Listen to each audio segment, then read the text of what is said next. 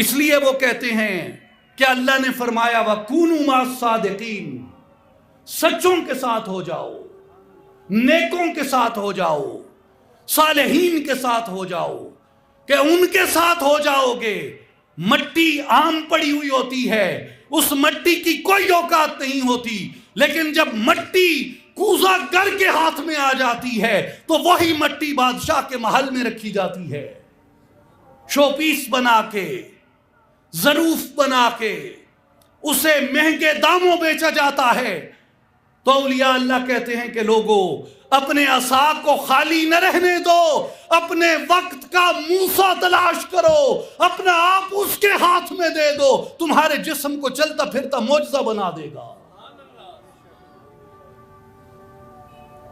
اگر یہ دل پگھل نہیں رہا، یہ دل موم نہیں ہو رہا، تو اللہ کی زمین پہ چلو، کسی ایسے کو تلاش کرو جس کے ہاتھوں کو اللہ نے داؤد کی خیرات عطا کی ہو، اس کے ہاتھوں میں تمہارے لوہے جیسا سخت دل بھی موم ہو کے پگھلے گا۔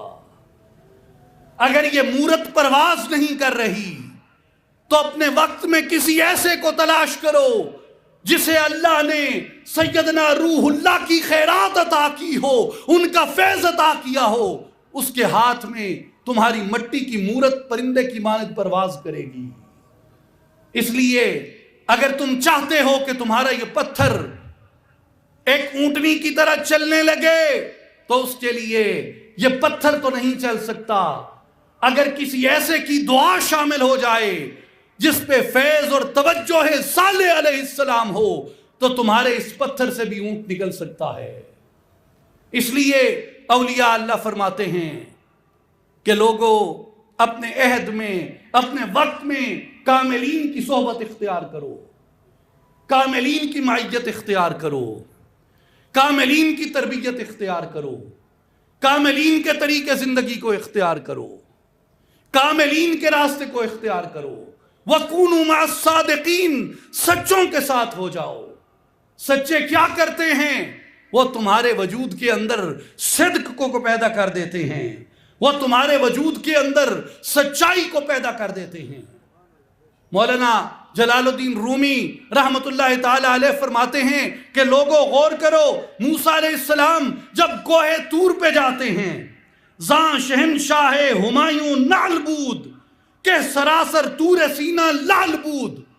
غور کرو، ایک پہاڑ کی کیا قسمت اور مقدر ہو سکتا تھا، مگر ایک پہاڑ پہ موسیٰ علیہ السلام کے قدم لگتے ہیں، اللہ اس پہاڑ کو لعل و جواہر کی کان میں تبدیل کر دیتا ہے۔ میرے بھائیوں اور بزرگوں، حضرت سخی سلطان باہو رحمت اللہ علیہ فرماتے ہیں اپنے دیوان فارسی کے اندر، طور سینہ چیست دانی بے خبر، طور سینہ چیست دانی بے خبر، طور سینہ سینہ خدرہ نگر۔ اے بے خبر، کیا تجھے معلوم ہے کہ طور سینہ کیا ہے؟ کبھی غور کیا تو نے طور سینہ کیا ہے؟ طور سینہ سینہ خدرہ نگر، طور سینہ اللہ نے تیرے اپنے سینے کو بنا دیا ہے، لیکن شرط کیا ہے؟ ہم چو موسیٰ مست شو بر طور خیش، رب آروی گو تجلی حق نگر۔ کیا تجھے طلب ہے اپنے اندر سے اس نور کو دیکھنے کی جو موسیٰ علیہ السلام نے طور سینہ پہ دیکھا تھا؟ اگر ہے تو جا اپنے طور سینہ میں رب آرینی کی صدا دے۔ تیرا طور سینہ کہاں ہے؟ تیرا طور سینہ تیرے اپنے سینے کے اندر ہے۔ اپنے سینے کو کھوج، اپنے سینے کو ٹٹول، اپنے سینے سے گرد جھاڑ، اپنے سینے سے غبار جھاڑ، اور پھر انتظار کر، وہ تجھے اپنی درگاہ سے اپنے دربار سے محروم نہیں لوٹائے گا۔ میرے بھائیوں، لوگ کہتے ہیں کہ کیسے؟ ہمارے پاس ایک دل ہے، تو دل کی آنکھیں ہوتی ہیں، ایک اعتراض کرنے والے نے کہا کہ جی دل تو لوتھڑا ہے. دل کیا ہے؟ لوتھڑا ہے. میں آخری بات عرض کر رہا ہوں، ذرا توجہ سے سنیں، غور سے سنیں، سبق ہے اس بات کے اندر. ایک آدمی نے کہا جی دل کی آنکھ تو نہیں ہوتی، دل ایک لوتھڑا ہے. ایک عارف نے اس کا جواب دیا. انہوں نے کہا بیٹا تم نے اپنی خلقت میں کبھی غور کیا ہے؟ جی کیا ہے. تیری آنکھیں ہیں؟ کہتے جی ہیں. ان سے کیا کرتا ہے؟ کہتا ہے جی دیکھتا ہوں. کہتے اچھا ٹھیک ہے. تو نے اپنی خلقت میں غور کیا ہے؟ کہتا جی کیا ہے. کہتا یہ جو تیرا ابھی بدن ہے کیا یہ 1 سال پہلے بھی ایسا تھا؟ کہتا ہے جی نہیں، اس سے ذرا جوان تھا. کہتا ہے اس سے 1 سال پہلے؟ کہتا ہے جی اس سے مختلف تھا. کہتے ہیں آج سے 30 سال پہلے؟ کہتے ہیں جناب تب میں بچہ تھا. کہتے ہیں جب بچے تھے اور جب پیدا نہیں ہوئے تھے اس میں بھی کوئی فرق ہے یا نہیں؟ کہتا ہے جی سرکار فرق ہے. کیا فرق ہے؟ کہتے ہیں جی جب میں پیدا نہیں ہوا تھا تو ظاہر ہے ماں کے بطن میں تھا. کہا جب ماں کے بطن میں تھے تو خلقت کا آغاز کیسے ہوا؟ خلقت کا آغاز تو نطفے سے ہوا. نطفہ لوتھڑا بنا. تو کہا پہلے تو بھی یہ اب جن آنکھوں سے دیکھتا ہے، اب جن آنکھوں سے دیکھتا ہے، کیا تجھے نہیں معلوم کہ یہ آنکھیں ماں کے پیٹ میں لوتھڑا تھی؟ اگر اس وقت کوئی کہتا کہ یہ لوتھڑے میں بینائی آ جائے گی تو اگر سننے والا عالم ہوگا تو کہے گا بالکل خالق کی قدرت ہے، یہی اس کا مرحلہ ہے، ضرور اس لوتھڑے کو وہ بینائی عطا کر دے گا، اس لیے کہ یہ بطن مادر کے اندر ہے. جب بطن مادر کے اندر ہے، ماں کے اندر ہے، اس جگہ کو اللہ نے بنایا ہی اس لیے ہے کہ وہاں پہ لوتھڑوں کو بینائی کی آنکھیں دیتا ہے.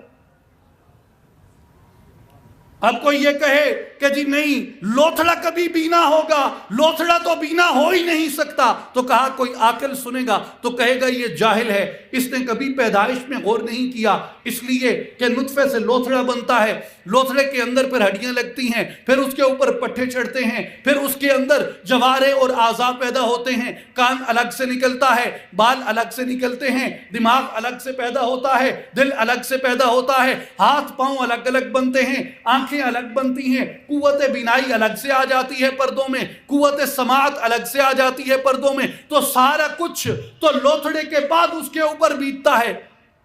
اگر کوئی انکار کہے تو عاقل کہے گا یہ جاہل ہے، اس کو معلوم ہی نہیں، اس نے بچے کی خلقت میں کبھی غور ہی نہیں کیا. تو عارف نے کہا بیٹا غور کر، ایک بار تو بھی لوتھڑا تھا، لیکن اگر کوئی یہ کہتا یہ لوتھڑا بڑا ہو کے کبھی دیکھ نہیں سکے گا، کبھی بینا نہیں ہو سکے گا، تو وہ بھی یہی کہتے کہ یہ بے وقوف ہے، یہ جاہل ہے. آج اگر کوئی یہ کہے کہ دل تو ایک لوتھڑا ہے، دل کی آنکھیں کس طریقے سے کھل سکتی ہیں، تو کہا اللہ تبارک و تعالی نے مرشد کامل کی بارگاہ کو ماں کے بطن کی طرح بنایا ہے.